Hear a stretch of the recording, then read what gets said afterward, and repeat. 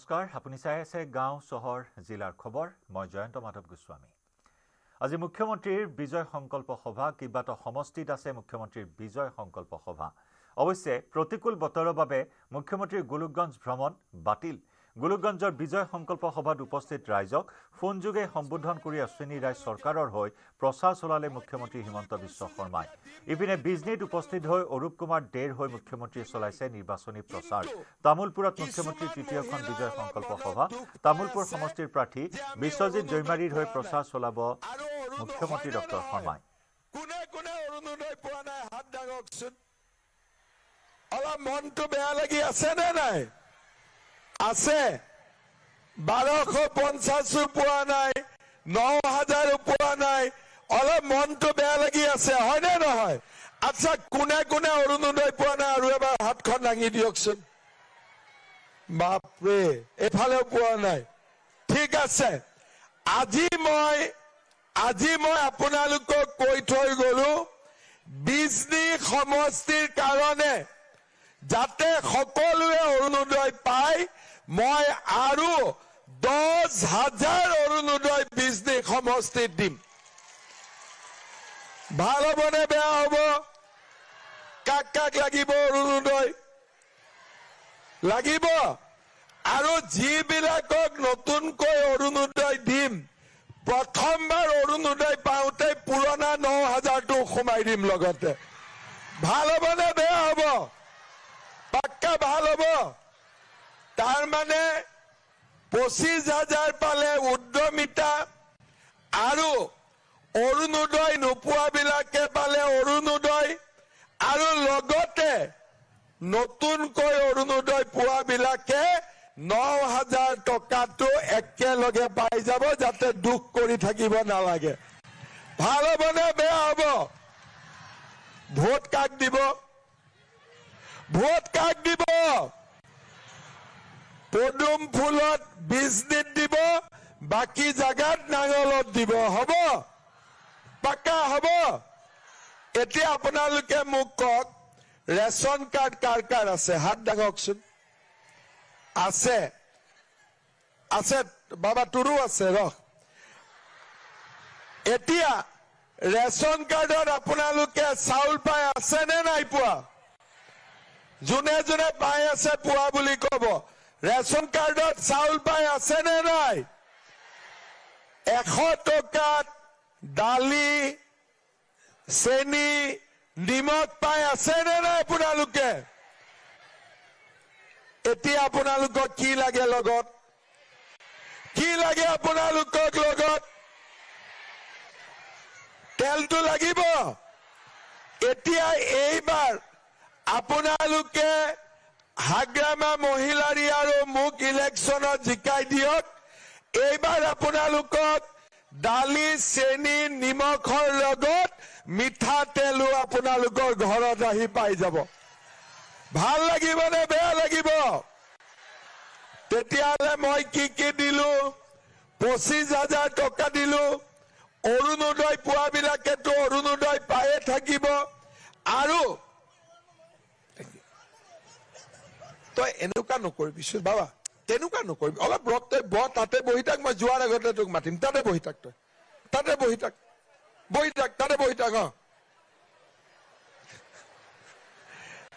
ঠিক আছে তাতে বহি থাক যা ধুনীয়াকৈ বহি থাক যোৱাৰ আগতে মই মাত দি দিম যা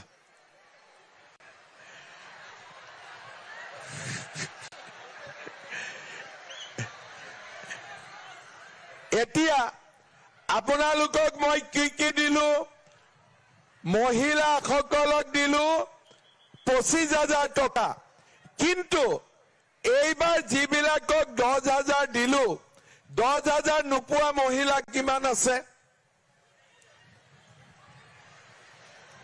10,000 নোপোৱা মহিলাও 1,000 মান আছে পোৱা নাই 10,000 কিয় পোৱা নাই নাম নাছিলে গ্ৰুপত ঠিক আছে এইবাৰ বিজনীত অলপ নতুন গ্ৰুপো খুলি দিম যাতে আপোনালোকে 25,000 পাব পাৰে হ'ব বিজনীত অলপ নতুন গ্ৰুপ লাগিব যাৰ গ্ৰুপ নাছিলে এতিয়া মই আপোনালোকক কি কলো চৰকাৰ হলে 2 লাখ ল'ৰা ছোৱালীয়ে চাকৰি পাব, মহিলাসকলে 25,000 টকা পাব, আমাৰ অৰুণোদয় নোপোৱা মহিলাসকলে অৰুণোদয় পাব, আৰু আমাৰ দালি চেনি নিমখৰ লগত মিঠাতেলো আপোনালোকে পোৱা আৰম্ভ হৈ যাব।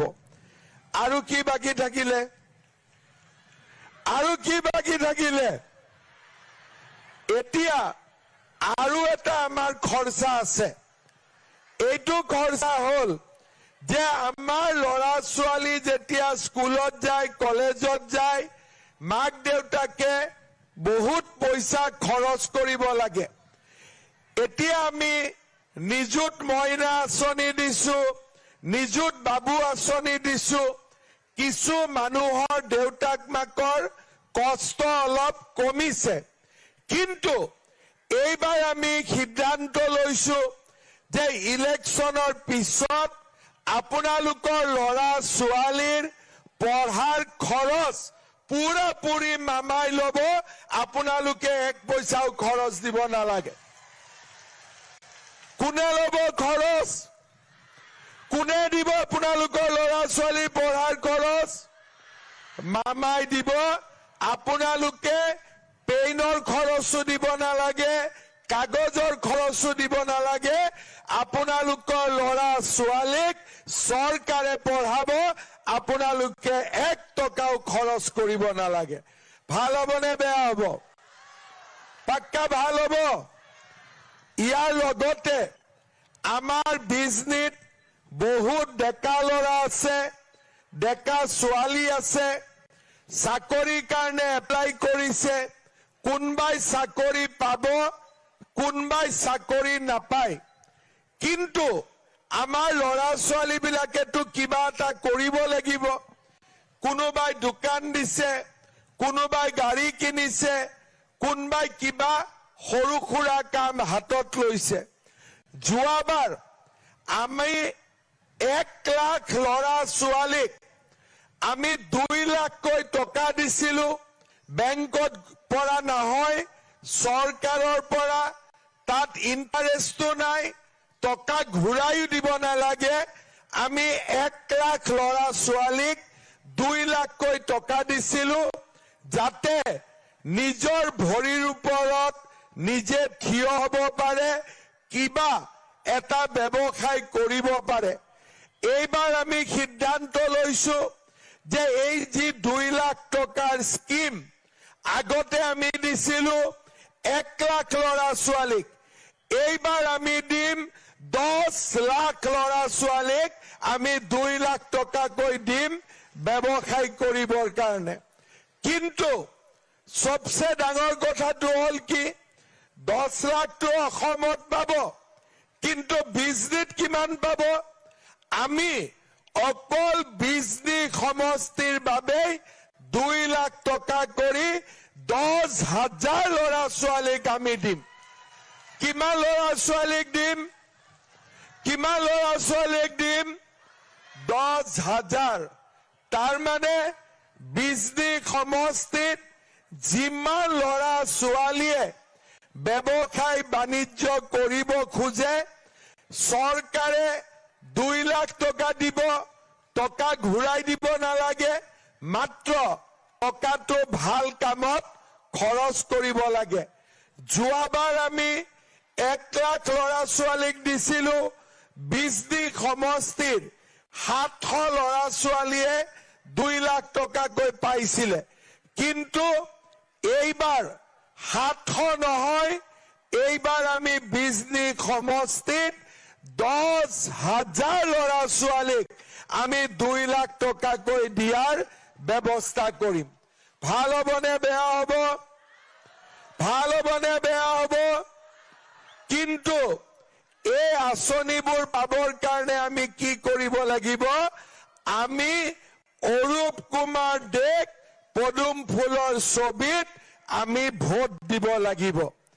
দিম নে নিদিম? আমি পাক্কা দিম। এইফালে দিবনে নিদিয়ে? সঁচাই দিব সকলোৱে? হাগ্ৰামাইটো কৈয়ে আছে যে 15টা সিটৰ 15টাতে NDA জিকিব আৰু হাগ্ৰামা মহিলাৰী আৰু মই একেলগে লগ লাগি আমি চৰকাৰ চলাম। আপোনালোকে চিন্তা কৰক, যদি হাগ্ৰামা আৰু হিমন্ত দুইটা একেলগে থাকে ইয়াত কাম হ'বনে নহ'ব? আপোনালোকে বিশ্বাস কৰে নে নাই? যদি আমি হাগ্ৰামা আৰু হিমন্ত দুইটা খাৰা হওঁ, BTCত কাম হ'বনে নহ'ব আপোনালোকে কওক? পাক্কা হ'ব? এতিয়া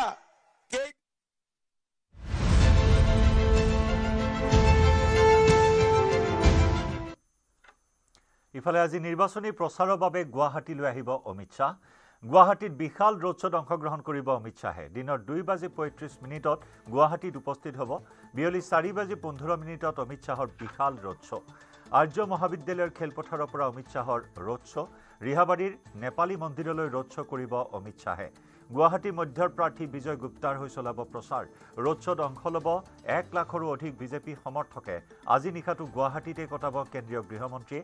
কাইলৈ ঢেকিয়াজুলি আৰু টিহুত অমিত শ্বাহৰ জনসভা। ঢেকিয়াজুলিত অশোক সিংঘল, টিহুত চন্দ্ৰমোহন পাটোৱাৰীৰ হৈ চলাব প্ৰচাৰ।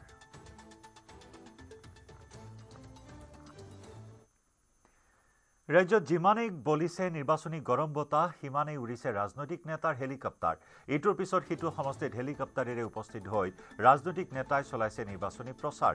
অৱশ্যে প্ৰতিকূল বতৰে কিছু বিধি পথালি দিছে নিৰ্বাচনী প্ৰচাৰ অভিযানত। বৰষুণৰ বাবে আজি খানাপাৰাত হেলিকপ্টাৰ উৰণতো কিছু বিলম্ব হয়। খানাপাৰা ফিল্ডত ৰখাই থোৱা হয় শাসক বিৰোধীৰ 6খন হেলিকপ্টাৰ।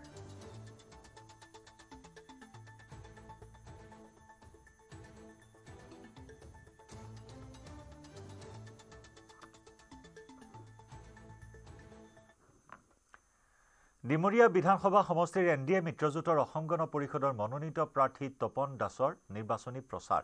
সাতগাঁও লাচিত পুথিভঁৰালত আয়োজিত নিৰ্বাচনী সভাত অংশগ্ৰহণ কৰে তপন দাসে। উন্নয়নমূলক কাম কাজেৰে সদায় ডিমৰীয়া সমষ্টিবাসীৰ বিপদৰ বন্ধু হৈ থাকিব বিচাৰে বুলি মন্তব্য কৰে প্ৰাৰ্থীগৰাকীয়ে। ডিমৰীয়া সমষ্টিবাসীৰ সৰ্বাংগীন উন্নয়নেই হ'ল প্ৰাৰ্থীগৰাকীৰ প্ৰধান লক্ষ্য। শিক্ষা ক্ৰীড়াৰ ক্ষেত্ৰত যাতে যুৱ প্ৰজন্মক আগুৱাই লৈ যাব পাৰি তেনেকুৱা এটা পৰিৱেশ সৃষ্টি কৰা হ'ব বুলি ৰাইজক আশ্বাস দিলে অগপৰ প্ৰাৰ্থী তপন দাসে। নৱগঠিত ডিমৰীয়া সমষ্টিত নতুনত্ব আহিব। এইবাৰ অসমৰ ৰাইজে ইতিমধ্যে সিদ্ধান্ত লৈছে যে পুনৰবাৰ NDA চৰকাৰ ডক্টৰ হিমন্ত বিশ্ব শৰ্মা ডাঙৰীয়াৰ যি উন্নয়নমুখী যিধৰণে আগবঢ়াই লৈ গৈছে, তেখেতে অসমখনক উন্নয়ন কৰিছে, তাৰ বাবে পুনৰবাৰ অসমৰ ৰাইজে আশীৰ্বাদ দিব ডক্টৰ হিমন্ত বিশ্ব শৰ্মা ডাঙৰীয়াক। আৰু ডিমৰীয়া সমষ্টিটো তাৰ কোনো ব্যতিক্ৰম নহয়। ডিমৰীয়া সমষ্টিৰ ৰাইজে উৎসৱমুখৰ পৰিৱেশেৰে যোৱাকালি পীযুষ হাজৰিকা ডাঙৰীয়া আহিছিলে, মাননীয় মন্ত্ৰী, তেওঁ আৰম্ভ কৰি আজি আমাৰ সন্মানীয় বিধায়ক অতুল বৰা ডাঙৰীয়া, সাংসদ বিজুলী কলিতা মেধি ডাঙৰীয়ানীৰ লগত আমি প্ৰায় 6টা কাৰ্যালয় আজি উদ্বোধন কৰিছোঁ। আৰু প্ৰত্যেকটো কাৰ্যালয় উদ্বোধন কৰোঁতে 1000ৰো ওপৰ মানুহ আহি উপস্থিত হৈছে আমাক আশীৰ্বাদ দিবলৈ। আমি আশীৰ্বাদ বিচাৰিছোঁ। আজি আমি ইয়াতেও ৰাইজৰ যথেষ্ট ব্যাপক সঁহাৰি পাইছোঁ আৰু আমি 100% নিশ্চিত পুনৰবাৰ দিছপুৰত ডক্টৰ হিমন্ত বিশ্ব শৰ্মাৰ নেতৃত্বত NDA চৰকাৰ গঠন হ'ব। আকৰ্ষণীয় হৈ উঠিছে শিৱসাগৰ সমষ্টিৰ নিৰ্বাচনী পৰিৱেশ। বিজেপি ৰাইজৰ দলৰ সমানে সমানে গাঁৱে ভূঞে ঘৰে ঘৰে গৈ প্ৰচাৰ সভাত অংশগ্ৰহণ অগপৰ প্ৰাৰ্থী প্ৰদীপ হাজৰিকাৰ। নিৰ্বাচনত যুঁজ দিবলৈ অগপ সাজু বুলি মন্তব্য প্ৰদীপ হাজৰিকাৰ। অখিল গগৈ তেওঁক মনোনয়ন প্ৰত্যাহাৰ কৰিবলৈ কৰা কাকুতি মিনতি যুক্তিসংগত নহয় বুলি মন্তব্য প্ৰদীপ হাজৰিকাৰ। NDA প্ৰাৰ্থী হিচাপে প্ৰদীপ হাজৰিকাক প্ৰক্ষেপ কৰাৰ পিছত বিজেপিয়ে কুশল দুৱৰীকো প্ৰদান কৰিছিল বিজেপিৰ টিকট। শিৱসাগৰ মানুহে গম পাই অখিল গগৈ কৈছে যে মই জেলত আছিলোঁ, জেলৰ পৰা উলিয়াই আনিবৰ কাৰণেহে শিৱসাগৰ সমষ্টিৰ মানুহে মোক ভোট দিছে, মোক ইয়াত উন্নয়নৰ কাম কৰিবৰ কাৰণে দিয়া নাই। এতিয়া সেইজন মানুহে আৰু মোৰ কথাটো তেনেকে ক'লে সেইটো কেনেকুৱা দেখি। তেওঁক আপোনাৰ প্ৰতিও আহ্বান জনাইছিলে যে মনোনয়ন পত্ৰ প্ৰত্যাহাৰ কৰিব লাগে, মনোনয়ন প্ৰত্যাহাৰ কৰি সমৰ্থন জনাব লাগে। এই সন্দৰ্ভত কি ক'ব? মই তেখেতকো মই ক'ব বিচাৰিছোঁ, এটা দলৰ কোনোবা এজন মানুহে বেলেগ এটা দলৰ বা মিত্ৰ গোষ্ঠীৰ কোনোবা এজন প্ৰাৰ্থীক তেনেকুৱাকে কোৱা ক'ৰবাত নিৰ্দেশনা আছে নেকি? তেনেকুৱা নিৰ্দেশনা নাই বা তেনেকুৱা নিদৰ্শন নায়েই। তেওঁ কেনেকৈ ক'ব পাৰিব? তেওঁতো ক'ব নোৱাৰিব নহয়।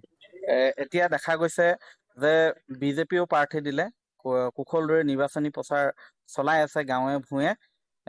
মূল এতিয়া প্ৰতিদ্বন্দ্বী আপোনাৰ মাজত কোন হ'বগৈ পাৰে বুলি ভাবে?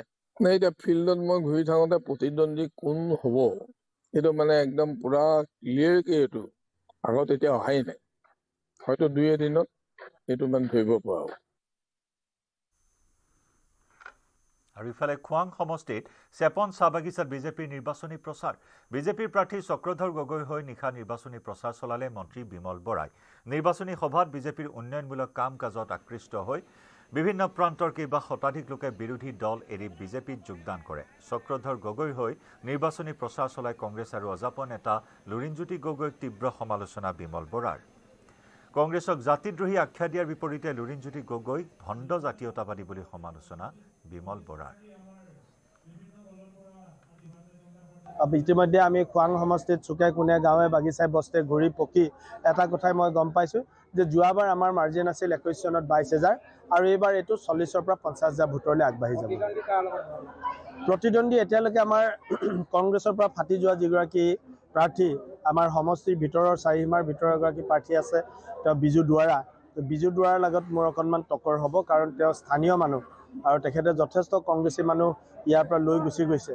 গতিকে সেই কংগ্ৰেছী ৰাইজে তেওঁক নিশ্চয় ভালেমানখিনি সমৰ্থন দিব, কিন্তু জিকিব পৰাকৈ তেওঁ আগবাঢ়িব নোৱাৰে। আমাৰ লগত পৰাজিত হ'লেও তেওঁ মোৰ লগত টক্কৰ মাৰিব।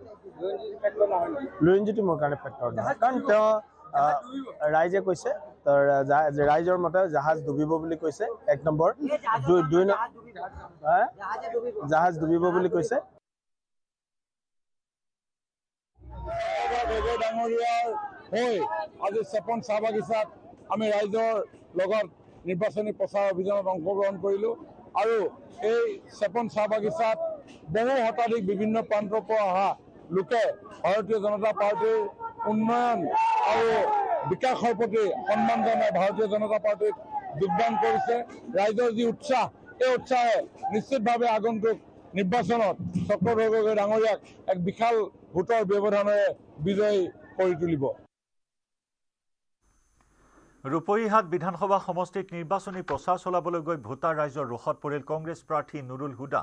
জুৰিয়াৰ কছাৰী গাঁৱত নিৰ্বাচনী প্ৰচাৰৰ বাবে প্ৰৱেশ কৰাৰ লগে লগে ৰাইজে দিলে নুৰুল হুদা গো বেক ধ্বনি। বিধায়ক নুৰুল হুদাই সমষ্টিটোৰ বাবে কোনো ধৰণৰ উন্নয়নমূলক কাম নকৰাৰ অভিযোগ তুলি সাব্যস্ত কৰে প্ৰতিবাদ। বিগত 5 বছৰত গাঁওখনত খবৰ ল'বলৈও বিধায়ক নুৰুল হুদাই এদিনো নহাৰ অভিযোগ ৰাইজৰ।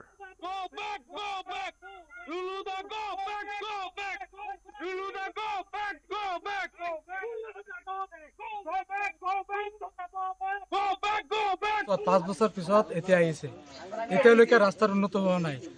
আৰু যদি ৰাস্তা আহে তো দালালবিলাক আছে চামচা, তেওঁলোকে পইচা মাৰি খাই দিয়ে। আমাৰ পশ্চিমপাৰা হাফিজি মাদ্ৰাছা এটা আছে, তাৰ অজু গাঁতৰ 3 লাখ টকা খাই দিলে নুৰুল হুদাই। কি ভাবিছে আপোনালোকে এইবাৰ আৰু নুৰুল হুদাক আমি ইয়াৰ ৰূপহীহাট সমষ্টিৰ পৰা বিদায় দিম। এইবাৰ আমি NDAৰ চৰকাৰ কৰিম, এইটোৱেই। 5 বছৰৰ ভিতৰত মানে ইলেকশ্যন যোৱাৰ পিছতেও মানে পাছ কৰাৰ পিছত আমাৰ এইটো কছাৰীগাঁও জিপি এইটো ৰাস্তাত মানে এদিনো অহা নাছিলে। মানে আজি দেখা পাইছোঁ সন্ধিয়া ভাগত মানে তেওঁ আহিছিলে, সেইটো কাৰণে তেওঁ গো বেক দিছিলোঁ। আমাৰ ৰাস্তা অতি বেয়া, সেইকাৰণে আমি গো বেক দিছোঁ মানুহকেইজনক লৈ।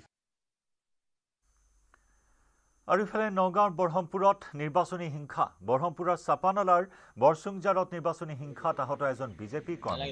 10-15 জনীয়া অজাপ কৰ্মীৰ দলে বিজেপি কৰ্মীক আক্ৰমণ কৰাৰ অভিযোগ। আহত লোকজন বিজেপিৰ বুথ সভাপতি তুলতুল বসুমতাৰী। বিজেপিৰ নিৰ্বাচনী প্ৰচাৰ সভাৰ বাবে মাইক যোগে ঘোষণা কৰি থকাৰ সময়তে অজাপ কৰ্মীয়ে আক্ৰমণ কৰাৰ অভিযোগ। এই ঘটনা সন্দৰ্ভত চামগুৰি আৰক্ষী থানাত এজাহাৰ দাখিল তুলতুল বসুমতাৰীৰ। ইফালে অসম জাতীয় পৰিষদ দলৰ কৰ্মীৰো বিজেপি সমৰ্থকৰ বিৰুদ্ধে অভিযোগ। বিজেপি কৰ্মীয়ে অসম জাতীয় পৰিষদৰ নিৰ্বাচনী কাৰ্যালয় লণ্ডভণ্ড কৰাৰ অভিযোগ। বিজেপি কৰ্মীয়ে অসম জাতীয় পৰিষদৰ কৰ্মীকো শাৰীৰিকভাৱে প্ৰহাৰ কৰাৰ অভিযোগ। অৱশ্যে ঘটনা সন্দৰ্ভত এজাহাৰ দাখিল কৰা নাই অসম জাতীয় পৰিষদৰ নেতা কৰ্মীয়ে।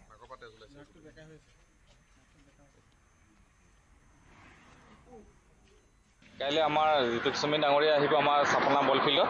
তাতে এনাউন্স কৰি পিছে আহি আছিলে আমাৰ সমৰ্থকবিলাকে। মই মানে বাইক লৈ আগলৈ গৈছিলোঁ। আগত গৈছিলোঁ।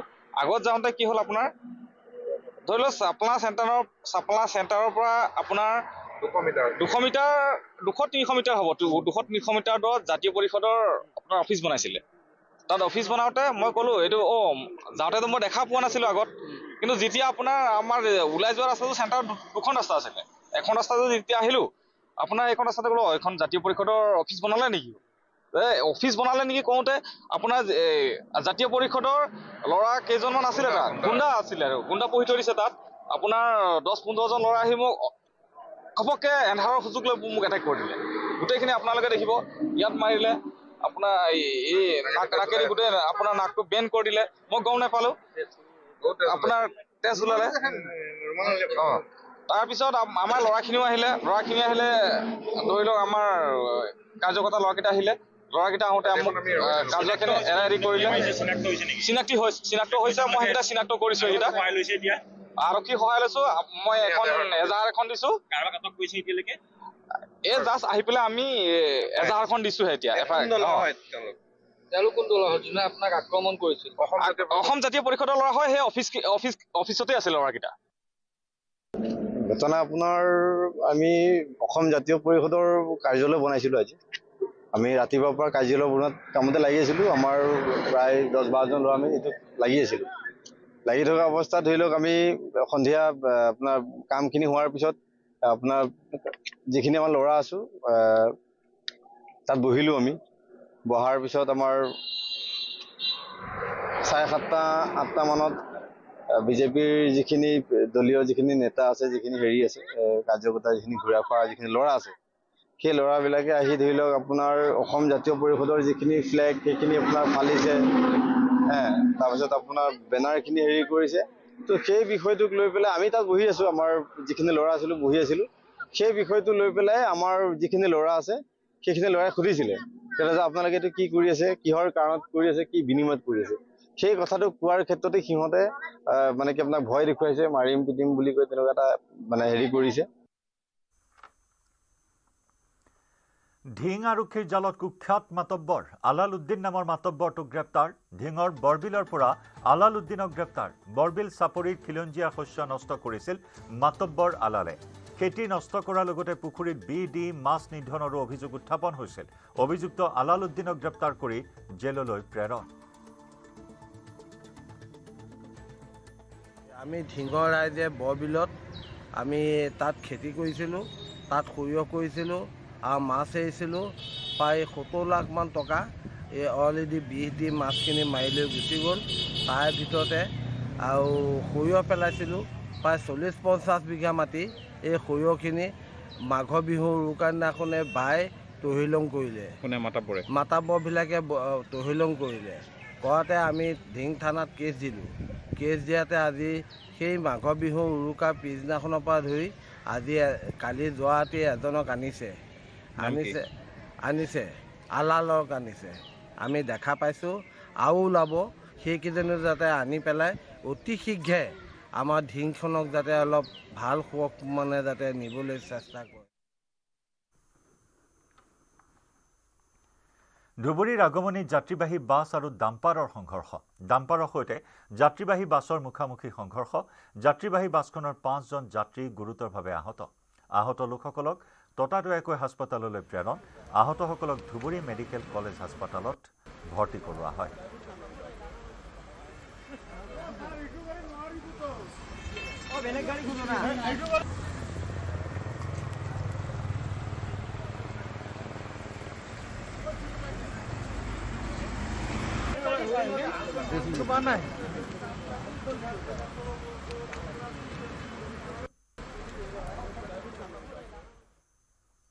তিতাবৰৰ লেটেকুজান চাহ বাগিচাত চাহ শ্ৰমিকৰ প্ৰতিবাদ। মহিলা চাহ শ্ৰমিকক অশালীন ইংগিত আৰু দুৰ্ব্যৱহাৰ কৰাৰ অভিযোগ বাগিচা পৰিচালকৰ বিৰুদ্ধে। উচিত শাস্তি আৰু পৰিচালকগৰাকীক বদলি কৰাৰ দাবীত শ্ৰমিকসহ আশ্বাই সাব্যস্ত কৰে প্ৰতিবাদ। চাহ বাগিচাৰ কাৰ্যালয় ঘেৰাও কৰি সাব্যস্ত কৰে প্ৰতিবাদ। শতাধিক মহিলা পুৰুষ শ্ৰমিকৰ লগতে আশ্বা আৰু আশ্বাই এনেদৰে প্ৰতিবাদ সাব্যস্ত কৰি উত্তাল কৰি তোলে পৰিৱেশ।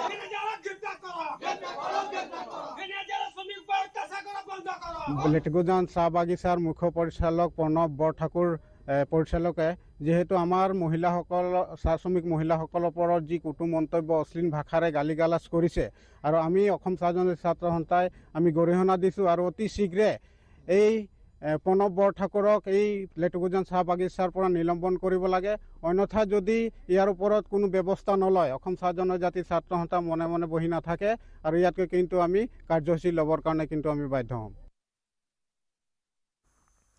ভোটাৰৰ সৈতে নাচি বাগি নিৰ্বাচনী প্ৰচাৰ চলাইছে বিজেপিৰ প্ৰাৰ্থী শশীকান্ত দাসে 61 নম্বৰ ৰহা বিধানসভা সমষ্টিৰ বিজেপি দলৰ মনোনীত প্ৰাৰ্থী শশীকান্ত দাস নিজ সমষ্টিৰ ভিন্ন প্ৰান্তত ধাৰাবাহিকভাৱে নিৰ্বাচনী প্ৰচাৰ চলাইছে শশীকান্ত দাসে ভোটাৰ ৰাইজৰ সৈতে নাচি বাগি প্ৰচাৰ চলাইছে প্ৰাৰ্থীগৰাকীয়ে বেবেজিয়া পঞ্চায়তৰ লগতে জামুগুৰি কুজিদাহ পঞ্চায়তৰ অন্তৰ্গত খেতালি নাট্যচৰা জামুগুৰি বজাৰগৃহ কুজিদাহ ৰাজহুৱা ভৱন আৰু ব্ৰাহ্মণগাঁও ৰাজহুৱা মঞ্চত নিৰ্বাচনী প্ৰচাৰ সভাত অংশগ্ৰহণ কৰে শশীকান্ত দাসে উন্নয়ন আৰু বিকাশৰ স্বাৰ্থত ৰাইজে পুনৰ বিজেপি দলক ভোটদান কৰিব আৰু হিমন্ত বিশ্ব শৰ্মাৰ নেতৃত্বত পুনৰ চৰকাৰ গঠন হ'ব বুলি মন্তব্য শশীকান্ত দাসৰ 31 মাৰ্চত শশীকান্ত দাসৰ হৈ ৰহাত প্ৰচাৰ চলাব মুখ্যমন্ত্ৰীয়ে প্ৰচাৰ সভাসমূহত শশীকান্ত দাসক সংগ দিয়ে বিগত নিৰ্বাচনৰ অগপ দলৰ প্ৰাৰ্থী বিষ্ণু দাসে আচলতে এয়া সঁহাৰি অসমৰ সৰ্বকালৰ দূৰদৰ্শী মাননীয় মুখ্যমন্ত্ৰী ডক্টৰ হিমন্ত বিশ্ব শৰ্মা ডাঙৰীয়াৰ প্ৰতি আমাৰ ৰহা সমষ্টিবাসী ৰাইজৰ যি অকুণ্ঠ সমৰ্থন তেখেতৰ প্ৰতি যি স্নেহ আজি ৰাইজৰ জনসমাগমে তাকেই প্ৰতীয়মান কৰিছে আগন্তুক সময়ত অসমৰ সৰ্বকালৰ দূৰদৰ্শী মাননীয় মুখ্যমন্ত্ৰী ডক্টৰ হিমন্ত বিশ্ব শৰ্মা ডাঙৰীয়াৰ নেতৃত্বত আমি ভাৰতীয় জনতা পাৰ্টি আৰু আমি অসম গণ পৰিষদ আমি একত্ৰিতভাৱে মিত্ৰজোঁটে আমি চৰকাৰ গঠন কৰিম ইফালে শুকুৰবাৰে মুখ্যমন্ত্ৰীৰ ৰোড শ্ব'ৰ সময়ত জনসমুদ্ৰত পৰিণত হ'ল লখিমপুৰৰ ৰাজপথ লখিমপুৰত বিজেপিৰ প্ৰাৰ্থী মানৱ ডেকাৰ হৈ বিশাল ৰোড শ্ব'ৰে নিৰ্বাচনী প্ৰচাৰ চলালে মুখ্যমন্ত্ৰী হিমন্ত বিশ্ব শৰ্মাই মুখ্যমন্ত্ৰীয়ে নিৰ্বাচনী প্ৰচাৰৰ বাবে উলিওৱা ৰোড শ্ব'লৈ বিপুল সঁহাৰি জনালে লখিমপুৰৰ জনতাই মুখ্যমন্ত্ৰীৰ নিৰ্বাচনী প্ৰচাৰৰ সময়ত ৰাজপথলৈ ওলাই আহিল হাজাৰ হাজাৰ লোক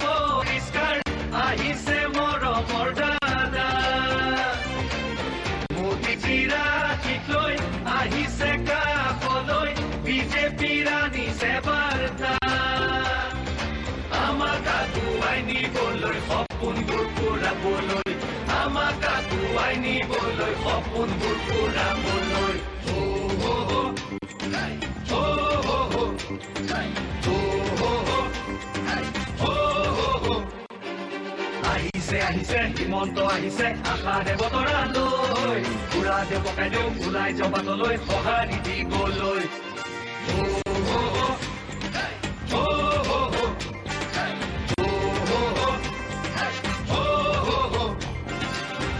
তুলিব বিজেপি আহিব বান্ধু টঙালি ঘূৰিব লাগিব বচাব লাগিব আমাৰ সংস্কৃতি আহিছে আহিছে হিমন্ত আহিছে আশাৰে বতৰালৈ পুৰা দেৱ কাইদেউ ওলাই জবাতলৈ সঁহাৰি দিবলৈ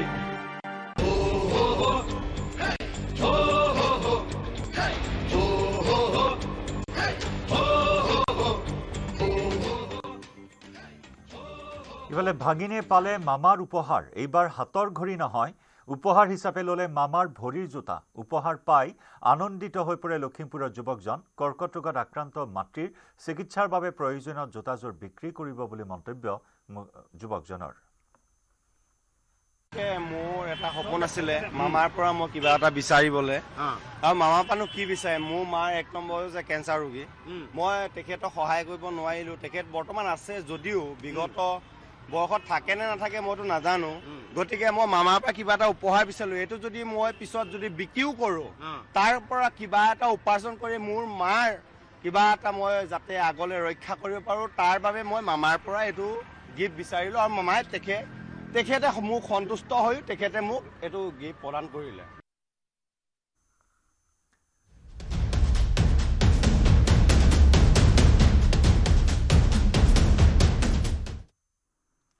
কৃত্ৰিম বানত বিপৰ্যস্ত হ'ল গুৱাহাটীৰ জনজীৱন। পুৱতি নিশাৰ পৰা হোৱা নেৰানেপেৰা বৰষুণত বুৰিল গুৱাহাটীৰ বহুকেইটা অঞ্চল।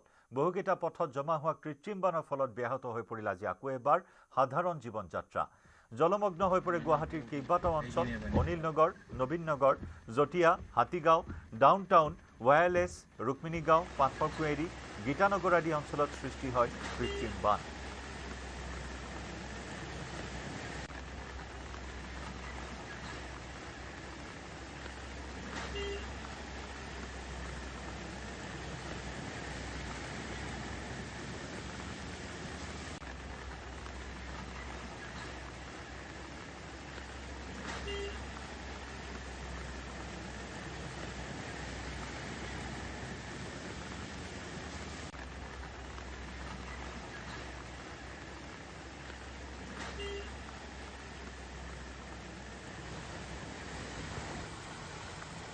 ইফালে ৰাজ্যত প্ৰবল বৃষ্টিপাতৰ আগজাননী। নামনি অসমৰ কেইবাখনো জিলাত আজি অৰেঞ্জ এলাৰ্ট জাৰি কৰা হৈছে। অৰেঞ্জ এলাৰ্ট জাৰি কৰা হৈছে নামনি অসমৰ বাক্সা, বৰপেটা, বঙাইগাঁও, চিৰাং, ওদালগুৰি, কোকৰাঝাৰ, গোৱালপাৰা, দক্ষিণ শালমাৰা, ধুবুৰীত অৰেঞ্জ এলাৰ্ট জাৰি। আঞ্চলিক বতৰ বিজ্ঞান কেন্দ্ৰই জাৰি কৰিছে সতৰ্কবাণী। একেদৰে কেইবাখনো জিলাত ধুমুহা শিলাবৃষ্টিৰ আগজাননী। প্ৰবল বৃষ্টিপাতৰ লগতে বিজুলী ঢেৰেকনিৰ সতৰ্কবাণী। আজিৰে পৰা অহা 1 এপ্ৰিল পৰ্যন্ত ৰাজ্যৰ ঠায়ে ঠায়ে এই সতৰ্কবাণী জাৰি কৰিছে বতৰ বিজ্ঞান কেন্দ্ৰই।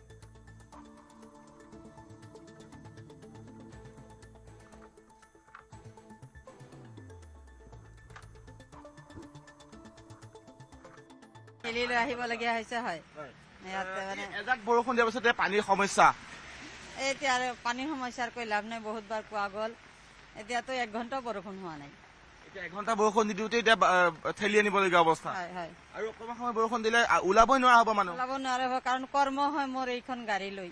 সেইকাৰণে মানে পানী দেখাৰ লগে লগে ভয়তে ব্ৰিজৰ তলত ৰাখিবৰ কাৰণে আহিছো। এইখন যদি বেয়া হৈ যায় আপোনাৰ কৰ্ম বন্ধ হৈ যাব। এইখন লৈ আপুনি কামলৈ যায়? কামলৈ যাওঁ। এতিয়া কেনেকুৱা ভিতৰত কিমান পানী? এতিয়া বহুত পানী আছে। এতিয়া আপোনালোকে গ'লেহে গম পাব। ফুটপাতেদি যদি আমি আহিব পাৰিছো গাড়ীখন লৈ, তেতিয়াহ'লে গম পাই কিমান পানী হৈছে। অসুবিধা আপোনালোকৰ? অসুবিধাটো বঢ়িয়া, কিমান কম আৰু। আজি 3-4 বছৰ ধৰি এনেকৈ আৰম্ভ হৈছে, আগততো নাছিল। এতিয়া ল'ৰা ছোৱালী ওলাব নোৱাৰে স্কুলত। তাৰপিছত আপোনাৰ এতিয়া আমি কামতো যাব নোৱাৰো, এনেকা কাম বন্ধ হৈ যায়। ৰুমতো ইমান পানী হৈ যায় আমাৰ। এতিয়া ৰুমত পানী সোমাইছে? এতিয়া চোতালত সোমাইছে, আজিলৈকে হোৱা নাই, কিন্তু হ'ব। যিটো অৱস্থা আৰম্ভ হৈছে হৈ যাব। আৰু 1 ঘণ্টামান বৰষুণ দিলে ৰুমত পানী আৰম্ভত হ'ব। যথেষ্ট অসুবিধা, খোৱা বোৱা তলত যদি হয়। বহুত দিগদাৰ, পানীৰ কাৰণে দিগদাৰ হৈ আছে আমাৰ, বহুত দিগদাৰ। গাড়ী আহিব নোৱাৰে, গাড়ী মাতিলে পানী নাহে, বহুত দিগদাৰ হৈ আছে আমাৰ। আগৰ পৰাই এইটো সমস্যা, এতিয়ালৈকে ঠিক হোৱা নাই? কিন্তু নাই, ঠিক হোৱা নাই। এতিয়া এইবাৰ বোলে ৰুক্মিণী গাঁৱত পানী নহয় বুলি শুনা পাইছিলো। চৰকাৰে বোলে বহুত হেৰি কৰিছে, ক'ৰবাত কিবা কৰিছে বুলি কৈছে। ইফালে মুখলধাৰ বৰষুণৰ পাছত উত্তৰ গুৱাহাটীতো কৃত্ৰিম বান। উত্তৰ গুৱাহাটী পৌৰসভা আৰু লোক নিৰ্মাণ বিভাগে পৰিকল্পিত নলা নিৰ্মাণত বিফল হোৱাৰ বাবে সাধাৰণ লোকে জীয়াতু ভুগিবলগীয়া হৈছে। এই অভিযোগ ৰাইজৰ। বৰষুণৰ পানীত বাট পথ একাকাৰ হোৱাৰ লগতে উত্তৰ গুৱাহাটী মহাবিদ্যালয়ো বুৰ গৈ আছে পানীত। কুমাৰ ভাস্কৰ বৰ্মাৰ দলং সংলগ্ন পথেও বৃহৎ অঞ্চলৰ পানী ওলাই যোৱাত আনিছে প্ৰতিবন্ধকতা। কৃত্ৰিম বানৰ বাবে ব্যাহত হৈছে সাধাৰণ জনজীৱন। এতিয়া সমগ্ৰ মহানগৰীয়ে কৃত্ৰিম বানপানীৰ কবলত আছো মই উত্তৰ গুৱাহাটীৰ কলবাৰী পথত, আৰু এটা অতি ব্যস্ততাপূৰ্ণ পথ। এই পথছোৱা নতুনকৈ নিৰ্মাণ কৰা কুমাৰ ভাস্কৰ বৰ্মা দলঙৰ লগত সংযুক্ত হৈছে তথা ২৭ নং ৰাষ্ট্ৰীয় ঘাইপথৰ লগত সংযুক্ত হৈছে। আৰু আচলতে ক'বলৈ গ'লে সমগ্ৰ উত্তৰ গুৱাহাটী নগৰখনেই পানীৰ কবলত আছে কেইবাবছৰৰ পৰা। আৰু এতিয়া যি ধাৰাবাহিক বৰষুণ হৈ আছে, নেৰানেপেৰা বৰষুণ হৈ আছে, তাৰ ফলত ভয়াৱহ পৰিস্থিতিৰ সৃষ্টি হৈছে। যাতায়াত ব্যৱস্থা স্থবিৰ হৈ পৰিছে। আৰু এয়া দেখুৱাই আছো অতি ব্যস্ততাপূৰ্ণ এয়া কলবাৰী পথ। কলবাৰী পথত এনেদৰে পানী আবদ্ধ হৈছে। যান বাহন চলাচলৰ ক্ষেত্ৰত বিশেষ অসুবিধাৰ সৃষ্টি হৈছে, কিয়নো নলা বনাইছে। মোৰ সতীৰ্থই দেখুৱাব, নলা বনাইছে কিন্তু সেই নলাৰে পানী ওলাই নাযায়, আৰু যাৰ বাবে এতিয়া এনেধৰণৰ দীৰ্ঘদিনীয়া সমস্যা হৈয়ে আছে। আৰু ইয়াতে স্থানীয় লোকসকল আছে, আমি কথা পাতিম তেওঁলোকৰ সৈতে। কেনেধৰণৰ সমস্যাৰ সন্মুখীন হৈ আছে আৰু এই সমস্যাটো কিমান দিনৰ? মানে কি আপোনাৰ নালা নৰ্দমাখিনি চাফা কৰি দিলে এতিয়া যথেষ্ট ভাল হয় আৰু তাৰ কাৰণে এইখিনি পৰিৱেশটো উঠিব লগা হৈছে। এই সমস্যাটো বহুত দূৰলৈ সমস্যা। আজি 3 বছৰৰ পৰা এই সমস্যাটো হৈ আছে। পানীটো ওলাই নাযায়। কেনেকুৱা বাৰু এই সমস্যাটো বহুত দিনৰ সমস্যা আজি যুগ ধৰি এনেকৈ চলি আছে। মানে কৃত্ৰিম বানপানী বুলি ক'লেও ভুল নহয়। এইটো এজাক বৰষুণতে এনেকুৱা ডুবি যায়, মানুহ অহা যোৱা কৰাৰ বহুত অসুবিধা হৈছে। গতিকে এইটো এটা সমাধান লাগে। নলা থাকিলে কি হ'ব? নলাবিলাক এনেহে বনাইছে, ইয়াততো ইঞ্জিনিয়াৰিং মেথডত নলা হোৱা নাই। ইঞ্জিনিয়াৰিং মেথড নহয়, ঠিকাদাৰে যেনেকৈ বনাইছে সেইটোৱেই। গতিকে অকণমান চাই চিতি নলাবিলাক আকৌ নতুনকৈ মানে ৰিপেয়াৰিং কৰি বনাব লাগে। চাওক কি ধৰণে যান বাহন আৰোহীসকলে দুৰ্ভোগ ভুগিবলগীয়া হৈছে, এই কথাটো আমি বাৰম্বাৰ সংবাদ মাধ্যমৰ জৰিয়তে চৰকাৰৰ দৃষ্টিগোচৰ কৰাইছিলোঁ, কিন্তু কোনো ধৰণৰ কামত নাহিল। নেপালৰ প্ৰাক্তন প্ৰধানমন্ত্ৰী KP শৰ্মা অলিক গ্ৰেপ্তাৰ। ভক্তপুৰৰ গুণ্ডুস্থিত বাসগৃহৰ পৰা গ্ৰেপ্তাৰ অলিক। এক হত্যাৰ গোচৰত গ্ৰেপ্তাৰ কৰা হয় প্ৰাক্তন প্ৰধানমন্ত্ৰীজনক। নেপালৰ জেনজিৰ প্ৰতিবাদ দমনৰ নামত হত্যাযজ্ঞ চলোৱাৰ অভিযোগ আছিল প্ৰাক্তন প্ৰধানমন্ত্ৰীগৰাকীৰ বিৰুদ্ধে। নেপালৰ প্ৰাক্তন গৃহমন্ত্ৰী ৰমেশ লেখাকো গ্ৰেপ্তাৰ। নেপালত নতুন প্ৰধানমন্ত্ৰীৰ শপত গ্ৰহণৰ 24 ঘণ্টাৰ ভিতৰতে কঠোৰ পদক্ষেপ। ইপিনে গ্ৰেপ্তাৰৰ পিছতে অসুস্থ হৈ পৰে প্ৰাক্তন প্ৰধানমন্ত্ৰী KP শৰ্মা অলি। প্ৰাক্তন প্ৰধানমন্ত্ৰী KP শৰ্মা অলিক ভৰ্তি কৰোৱা হয় ত্ৰিভুৱন বিশ্ববিদ্যালয়ৰ চিকিৎসালয়ত।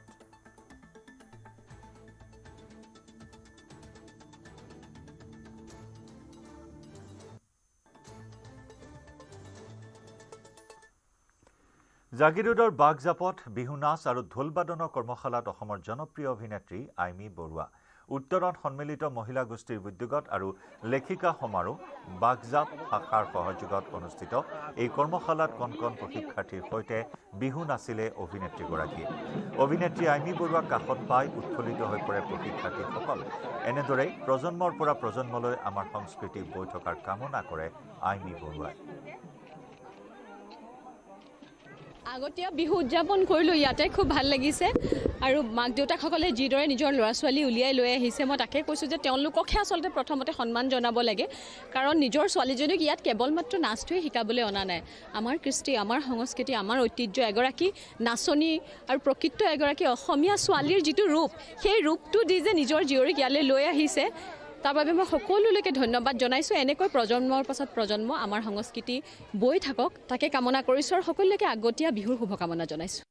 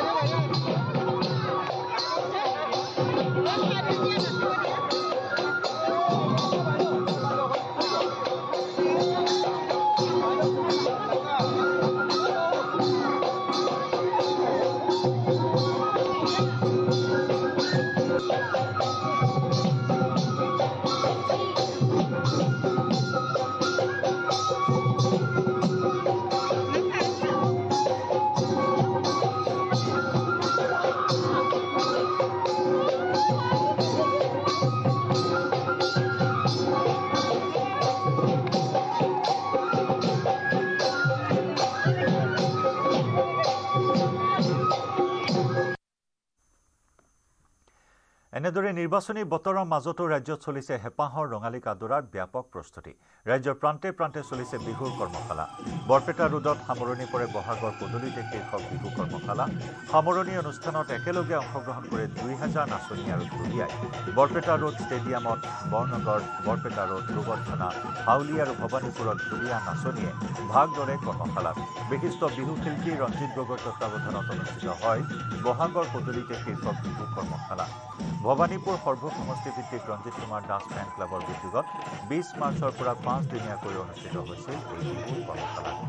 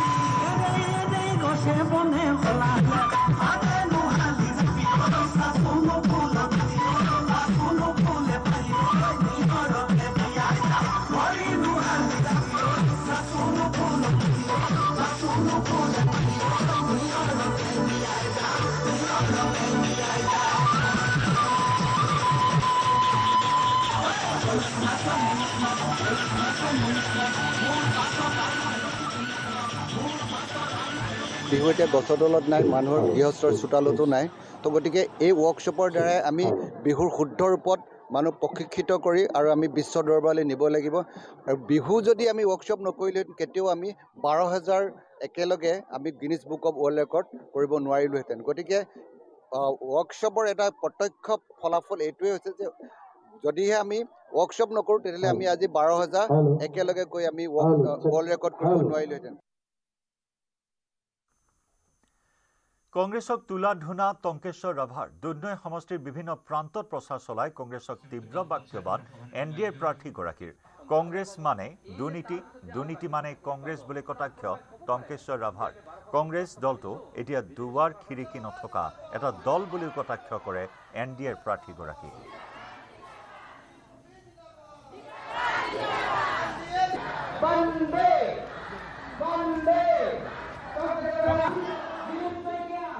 এইবুলি দুধনৈ বিধানসভা সমষ্টিৰ ৰাইজে যিসমূহ সভা সমিতি কৰি আছে মই দেখিছোঁ অধিক উৎসাহেৰে তেখেতসকলে ওলাই আহিছে।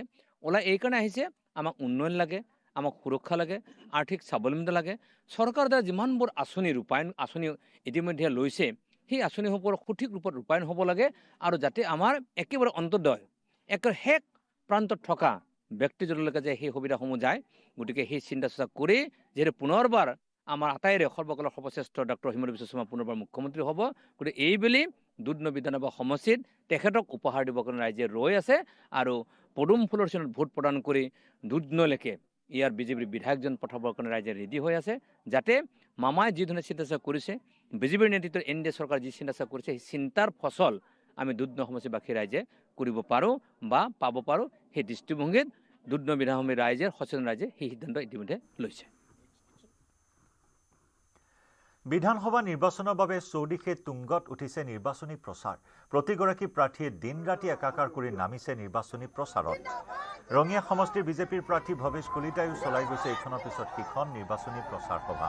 সমষ্টি পুনৰ নিৰ্ধাৰণৰ পাছত যিসমূহ ঠাই ৰঙিয়া বিধানসভা সমষ্টিত অন্তৰ্ভুক্ত হৈছে সেই ঠাইসমূহত প্ৰচাৰ চলাইছে ভৱেশ কলিতাই। নতুনকৈ অন্তৰ্ভুক্ত হোৱা ঠাইসমূহ ভৱেশ কলিতা নিজৰে পুৰণি ঠাই বুলি মন্তব্য কৰে। সেই ঠাইসমূহৰ পৰাই ৰাজনৈতিক যাত্ৰা আৰম্ভ কৰা বুলি উল্লেখ কৰে ভৱেশ কলিতাই।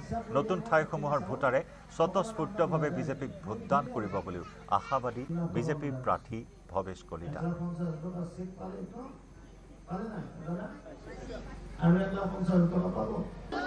মই নাজানো ক'ত দিব লাগে। এতিয়া মুখ্যমন্ত্ৰী মহোদয়ে আকৌ কৈছে যে 100 টকাত আৰু কি দিয়ে চাওঁ, হাতখন লাগিলে কোনে কোনে চাউল পায় হাবিলগঞ্জ বস্তাত বস্তাই চাউল দিয়ে আৰু 2 লাখ টকা দিম। যিগৰাকী প্ৰতিদ্বন্দ্বীৰ লগত আপোনাৰ যুঁজখন কেনেকুৱা হ'ব? মইতো প্ৰতিদ্বন্দ্বিতা দেখা নাই। অপজিশ্যন এটা থাকিবই লাগিব দিছোঁ, খবৰ দিলে ভাল নহয়। কিন্তু আপোনাৰ প্ৰতিদ্বন্দ্বীগৰাকীয়ে কৈ আছে যে আপুনি কোনো উন্নয়নমূলক কাম কৰা নাই। জনতাই ক'ব, ৰঙিয়াবাসীয়ে ক'ব, তাৰ চাৰ্টিফিকেট আমাক এই অপজিশ্যন দলটো দিব নালাগে।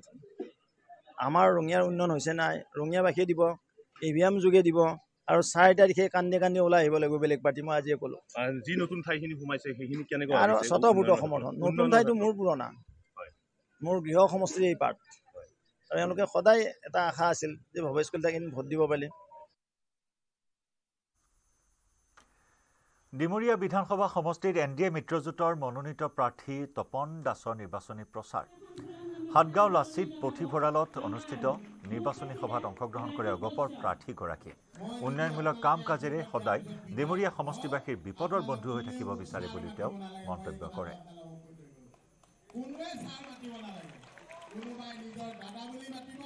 কোনোবাই ভাইটি বুলি মাতিব, কোনোবাই ভাগিন বুলি মাতিব, কোনোবাই ভতিজা বুলি মাতিব। ঠিক আছে?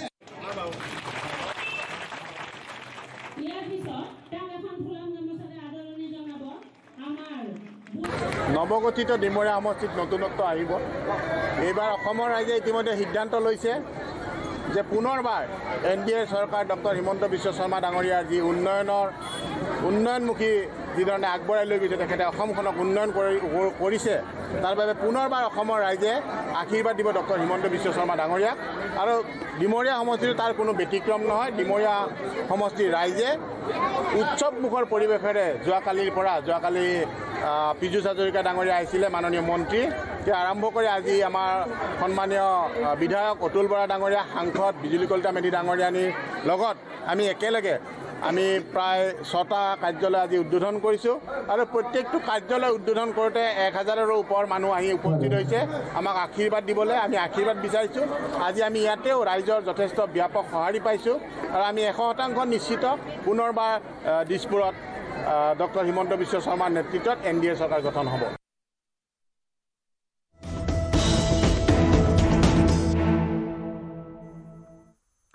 প্ৰতিকূল বতৰৰ মাজতো মুখ্যমন্ত্ৰী ডক্টৰ হিমন্ত বিশ্ব শৰ্মাৰ বিজয় সংকল্প সভা অব্যাহত আছে আজি গোলকগঞ্জ ভ্ৰমণ বাতিল কৰা হয় যদিও ফোনৰ জৰিয়তে গোলকগঞ্জবাসীক সম্বোধন কৰে মুখ্যমন্ত্ৰীগৰাকীয়ে আৰু তাৰ পিছতে মুখ্যমন্ত্ৰীগৰাকী উপস্থিত হয় বিজনীত উপস্থিত হৈ অৰূপ কুমাৰ দেৰ হৈ মুখ্যমন্ত্ৰীয়ে চলাইছে নিৰ্বাচনী প্ৰচাৰ তামুলপুৰত মুখ্যমন্ত্ৰীৰ তৃতীয়খন বিজয় সংকল্প সভা তামুলপুৰ সমষ্টিৰ প্ৰাৰ্থী বিশ্বজিৎ দৈমাৰীৰ হৈ প্ৰচাৰ চলাব মুখ্যমন্ত্ৰী আৰু বিয়লি চিপাঝাৰৰ প্ৰাৰ্থী পৰমানন্দ ৰাজবংশীৰ হৈ প্ৰচাৰ চলাব মুখ্যমন্ত্ৰী ডক্টৰ শৰ্মাই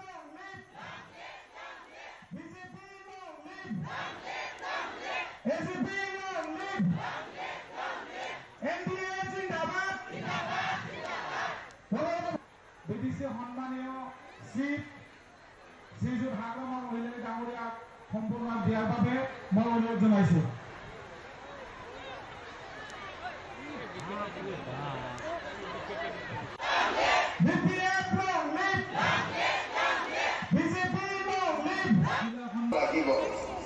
এইবাৰ পশ্চিমী ৰাজ চৰকাৰ আমি দলৰ পৰা প্ৰাৰ্থিত্ব দিছোঁ মই আপোনালোকক বিনম্ৰভাৱে অনুৰোধ কৰিছোঁ আপোনালোকে যাতে অশ্বিনী ৰায় চৰকাৰক পদুম ফুলৰ ছবিত ভোট দি জয়যুক্ত কৰে তাৰ বাবে মই আপোনালোকক অনুৰোধ কৰিছোঁ ইলেকশ্যন 9 এপ্ৰিলত হ'ব 9 এপ্ৰিলৰ আগতে যদি সম্ভৱ হয় গোলকগঞ্জত মই আৰু এবাৰ আহিবলৈ চেষ্টা কৰিম কিন্তু গোলকগঞ্জত অহা কেইদিনমানৰ ভিতৰতে ভাৰতৰ গৃহমন্ত্ৰী অমিত শ্বাহ ডাঙৰীয়া আৰু তেখেতেও আপোনালোক সকলোকে লগ পাব আৰু অশ্বিনী ৰায় চৰকাৰ ডাঙৰীয়াৰ ইয়াৰে সৈতে সময় হ'ল গাঁও চহৰ জিলাৰ খবৰৰ পৰা বিদায় লোৱাৰ নমস্কাৰ